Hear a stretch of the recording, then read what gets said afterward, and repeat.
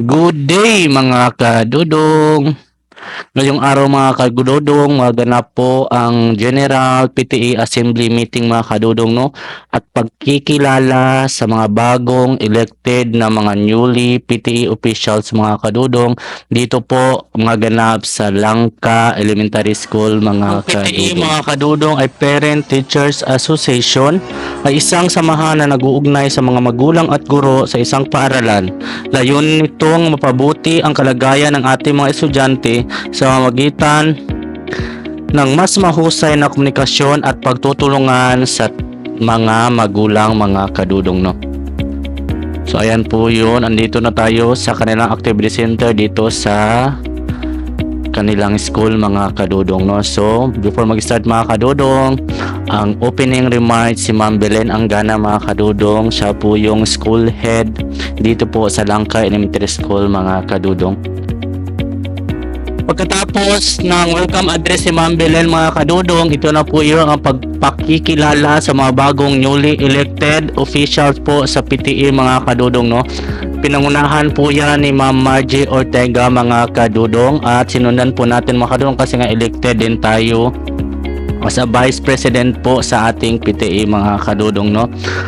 At may tema din pala kami dyan mga kadudong na is nakabarong at naka Pilipinyana mga kadudong. Pasensya na po, hindi po tayo napagsuot ng barong mga kadudong. Naghanap talaga ako ng mahiraman mga kadudong, pero wala talaga akong mahiraman mga kadudong. Pasensya na po sa mga kasamahan ko dyan, no? Hindi po ako nakapagsuot ng barong po.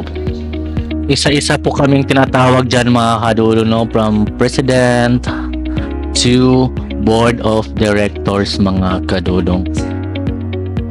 Ang pagtitili po na isang magandang pagkakataon mga kadudong, no, upang makilala ang iba pang mga magulang at guro na maaari nating maging kaagapay sa pag-aalaga at paghubog ng ating mga anak mga kadudong. Sa ganitong assembly mga kadudong, mayroon tayong pagkakataon na mas maintindihan ang mga programa ang pinatutupad ng paaralan at kung paano tayo makatulong dito mga kadudong. Ang PTA Assembly mga kadudong ay isa ding programa kung saan tayo may boses at may boses ng kapwa magulang ay maaaring marinig ukol sa mga mahahalagang desisyon mga kadudong, no. So ganito mga pagkakataon mga kadudong ay ginaganap dito ang mga update mula sa mga guro at administrasyon tungkol sa kasalukuyang takbo ng mga estudyante mga kadudong, no, at ang mga proyektong nakaplano para sa kaunladang paaralan mga kadudong at pagsasagawa ng mga aktibidad para sa mga mag-aaral at pamilya mga kadudong. Bilang isang magulang mga dudong, maglaan talaga tayo ng oras, bigyang halaga ang iyong presensya. Ang simpleng pagdalo ay malaking tulong na sa ating komunidad, lalong-lalo na sa paaralan ng ating mga anak mga kadudong.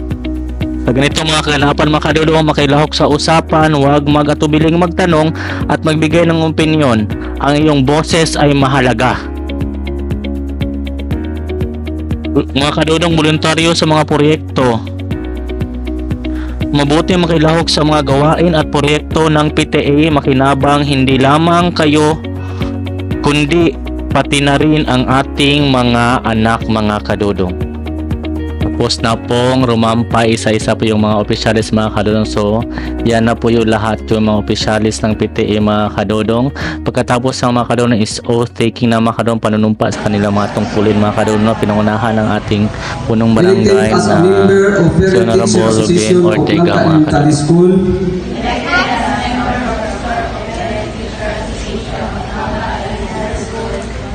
To the position of do hereby solemnly swear that I will faithfully discharge to the best of my ability the duties of my present position. Duha nato nga siya, no, always kayo supportive kayo sa mga tanang ibig sa eskwelahan, ang mga newly elected official, parents, mayong buntag sa tanan. So sa gikaingon ko na no nga mao gini ako ang first time no nga nagdap sa ka specialist no. Dili na din nato manang gano inani diay. No, so dili po nato makita kay so far nga ako po sa high school ako kay kabalo ko nga mas Makita po natin mga kadudong, ang nagsasalita ngayon po ay si Honorable Cherilyn Ortega mga kadudong. Siya po yung former president po ng PTA. Papasa na po niya kay Ma'am Margie Ortega mga kadudong no, kasi nga gumraduate na po yung anak niya sa elementary mga kadudong. Maraming salamat Ma'am Chichi. Kung gi-promise pwede na good unta sugdan pero nag-advise ako si kapitan nga humanon lang sa construction sa karsada para makuha nato sa gyud ang level kay pangit po do mabubo ang signage niya mataas ang karsada murag na atay na income mga 50 plus yo kung kulangan man ang alumni kabalo ko ang mga pamilya Kristal buutan ka na nga tao sila ato nang masangpit kung dili na magkasya ang atong kwarta. Basta thank you sa mga ginikanan at na po ko sa life journey dito sa high school. Ako na po ang presidente dito sa Barol, manginaot ko nga pareha sa inyo nga mga ginikanan ang suporta dito. Welcome. Okay, sa ako ang Honorable Ruben Ortega o sa ako ang principal si Ma'am Belen Angana o sa akong committee in education si Honorable Ilsa Norman o sa atong mga teachers sa ato ang municipal si Ma'am nurse si Ma'am Arlene Lim o si ato ang gwapa nga midwife si Ma'am Agnes o gamong nurse si Ma'am Roxanne o sa tanan nga mga PTA officer o sa mga ginikanan maayong buntag kaninyong tanan sa nadyo niingon nga primero pa lang daan na dyan akong bana nga ayaw dyan pagdawat-dawat kay pirkala ni mong daghanang trabaho isa na dyan akong nasa ko muna nakaagi na ko bisan pag dili na ko na dawaton trabaho man gihapon anak ko Mga kadudong, so siya po yung newly elected president po sa PTA mga kadudong, si Ma'am Margie Ortega mga kadudong. This time mga kadudong is awarding na po sa nalo po sa Best in Filipiniana. So yan po yung third runner up mga kadudong no, and then second runner up po yan si Ma'am Rose, and ang nanalo po sa Best in Filipiniana po yan siya mga kadudong no, si Ma'am po yung nanalo. Hindi ko lang alam yung pangalan niya no. So congratulations po sa mga nanalo sa ating Best in Filipiniana attire for today's event mga kadudong no. May magbisita din tayo dyan that time mga kadudong mo. Siya po ang district nurse natin ngayon kadudong, si Ma'am Arlene Lee mga kadudong. May speech po din siya that time mga kadudong no.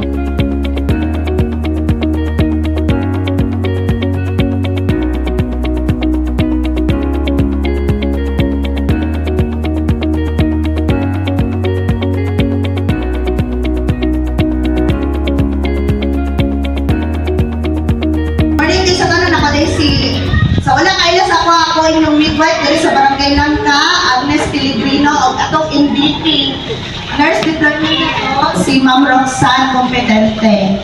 So doon kay nurse na midwife ang atong barangay health station. So kung namoy gipamati, dili na nato paboton og 1 week diretso na to sa BHS. Ay, wala na si ma'am. So, kuha na ni Ma'am Apia, ang kuha na mo po yun, dyan na mo diri, ang naami diri. Aside sa na ako may i-insert nga kuhaan about sa health. So, sa school-based immunization, so, kinsa man ang grade 1 na mama diri, mother sa grade 1. Mother sa grade 1, ano ba mayroon? Sa grade 4, mama sa grade 4.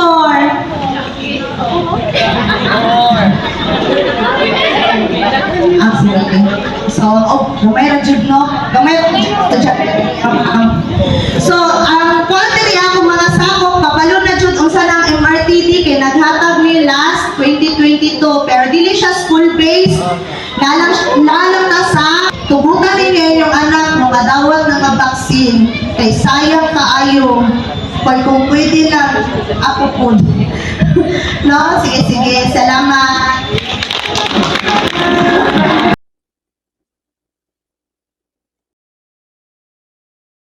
To all newly elected officials po sa PTA mga kadudong, magtulong-tulungan lang po tayong lahat para po sa kaiunlad ng ating paaralan at lalong-lalo na sa ating mga anak po na nag-aaral po sa paaralang ito mga kadudong, no.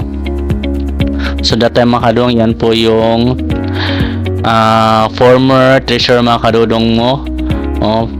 Binahagi na po yung pondo ng pera kung saan po yun nagamit at ano po yung ginastos mga kadudong, no. So meron talaga siyang liquidity mga kadudong. Piniliwalag niya po sa lahat ng mga magulang na dumalo po sa assembly meeting mga kadudong.